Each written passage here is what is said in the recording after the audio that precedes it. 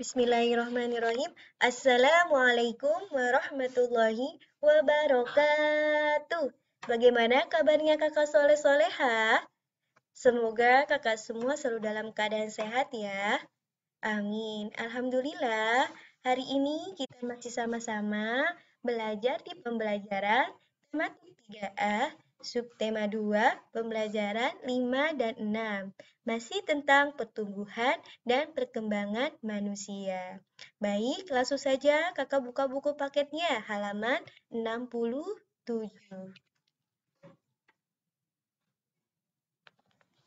Di halaman 67 terdapat bacaan teks tentang olahraga mempengaruhi pertumbuhan. Mari kita baca sama-sama ya, Kak. Salah satu faktor yang mempengaruhi pertumbuhan adalah olahraga. Olahraga secara rutin akan membentuk tubuh menjadi sehat dan kuat. Latihan yang dilakukan ketika berolahraga dapat membentuk dan memperkuat otot-otot tubuh. Olahraga memiliki banyak manfaat bagi tubuh. Olahraga membuat tubuh sehat dan tidak mudah terserang penyakit. Olahraga juga membuat pikiran menjadi segar. Dengan begitu, pertumbuhan akan berjalan dengan baik.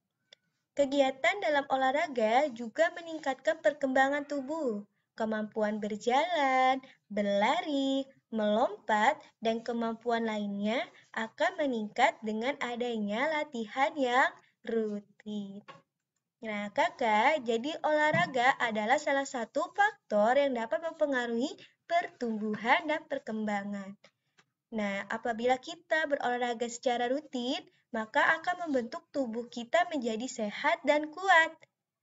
Nah, selain itu juga olahraga banyak sekali manfaat bagi tubuh kita, yaitu tidak mudah terserang penyakit dan membuat pikiran kita menjadi segar. Nah, sekarang masih di halaman 67 ya, diajarkan ayo pahami dan jawab.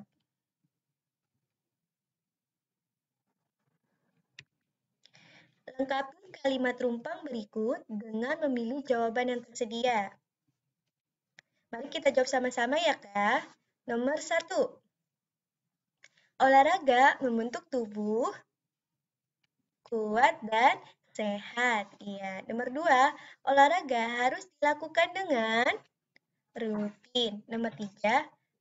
Olahraga dapat memperkuat otot tubuh. Yang keempat, dengan berjalan secara rutin dapat memperkuat otot kaki. Nomor 5, olahraga dapat menyegarkan pikiran. Nah, ini adalah jawaban yang ada di halaman 67. Kakak bisa salin ya di buku kakak ya.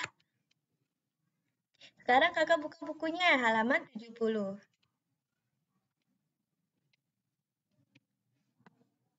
Sebelumnya, kita sudah sama-sama ya belajar tentang penjumlahan bilangan ribuan. Nah, hari ini kita akan sama-sama belajar pengurangan bilangan ribuan. Nah, di sini ada contoh soal ya, Kak. Mari kita simak dan selesaikan sama-sama. Perhatikan cara pengurangan dengan bersusun pendek berikut. 3.426 dikurang 1.213 sama dengan titik-titik.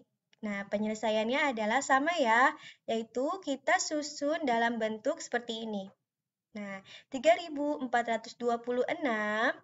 nah, dikurang 1.213. Nah, kita susun kurang. Nah, sekarang kita hitung.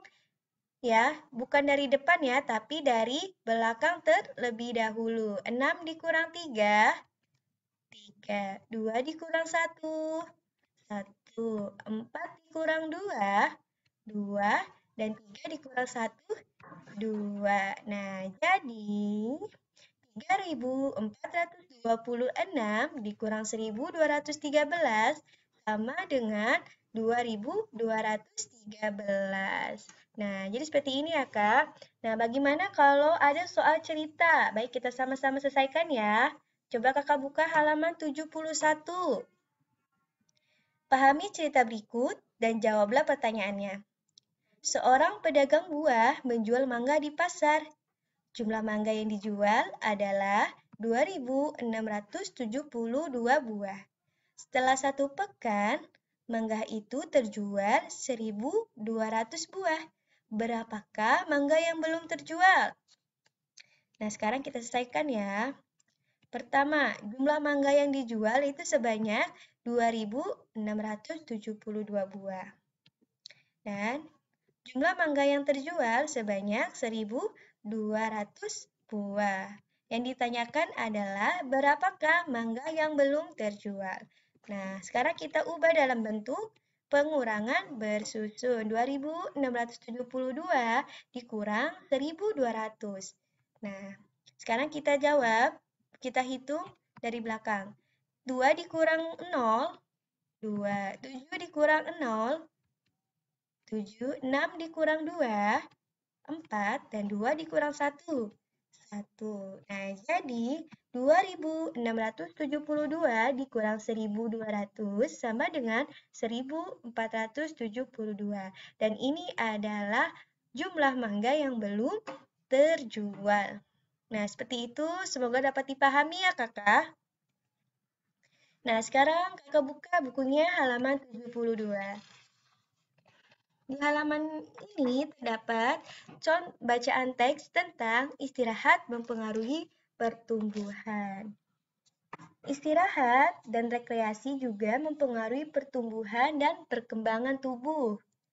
Tidur yang nyenyak dalam waktu yang cukup mendukung berjalannya pertumbuhan lebih baik. Ketika tidur, tubuh akan memperbaiki sel-sel yang rusak. Nah, kebutuhan tidur setiap usia berbeda-beda ya. Seperti bayi yang baru lahir membutuhkan tidur selama 14 sampai 17 jam tidur per hari. Nah, sedangkan orang dewasa yang berusia 65 ke atas membutuhkan tidur selama 7 sampai 8 jam per hari. Nah, selain istirahat, rekreasi juga dapat mempengaruhi pertumbuhan. Nah, sekarang apa itu rekreasi? Rekreasi adalah kegiatan yang menyenangkan hati dan menyegarkan seperti hiburan dan piknik. Nah, jadi yang menyenangkan hati, yang menyegarkan itu yang disebut dengan rekreasi. Nah, rekreasi dapat membuat pikiran kita menjadi santai dan segar. Dan selain itu juga, setiap orang pasti memiliki kesenangan atau hobi. Nah, seperti melukis, bernyanyi, atau membaca komik. Nah, dengan kesenangan atau hobi kita akan membuat pikiran kita menjadi santai dan segar, sehingga pertumbuhan kita akan berjalan dengan baik. Nah, sekarang buka halaman 73. Nah, di sini ada bacaan teks tentang sikap saling menghargai dan menghormati. Mari kita baca sama-sama ya, Kak.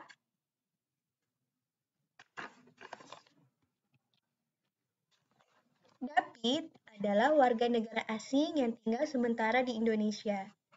Selama di Indonesia, David merasakan keramahan penduduk Indonesia terhadapnya. Indonesia adalah negara yang sangat indah dan kaya akan kebudayaannya.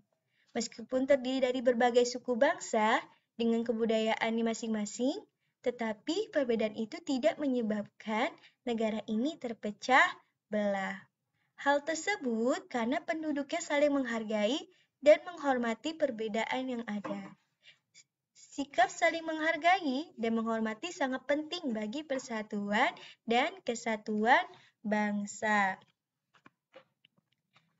Tapi juga melihat kerukunan yang ada di Indonesia di antara pemeluk agama yang berlainan. Di Indonesia, diakui 6 agama yang dapat dianut oleh penduduknya. Nah, masing-masing agama memiliki cara beribadah masing-masing dan tempat ibadah tertentu. Setiap warga negara memahami perbedaan itu dan saling menghormati cara beribadah yang berbeda-beda. Nah, Kakak, jadi Indonesia ini adalah negara yang kaya akan kebudayaannya. di mana penerapan sikap saling menghargai dapat mewujudkan persatuan. Nah, sikap saling menghormati antar pemeluk agama juga dapat menciptakan kerukunan, di mana Indonesia ini mengakui 6 agama yang dapat dianut oleh penduduknya. Nah, setiap agama memahami perbedaan itu dan saling menghormati cara beribadah yang berbeda-beda ya. Nah, ya, mungkin pembelajaran tematik hari ini dicukupkan saja. Semoga dapat dipahami, bermanfaat, dan berkah untuk kita semua. Sampai ketemu di pekan selanjutnya. Kekurangan dari Ibu mohon maaf. Tetap semangat belajar di rumah dan tetap menjaga kesehatan. Kurang dari Ibu mohon maaf. Wassalamualaikum warahmatullahi wabarakatuh. Terima kasih.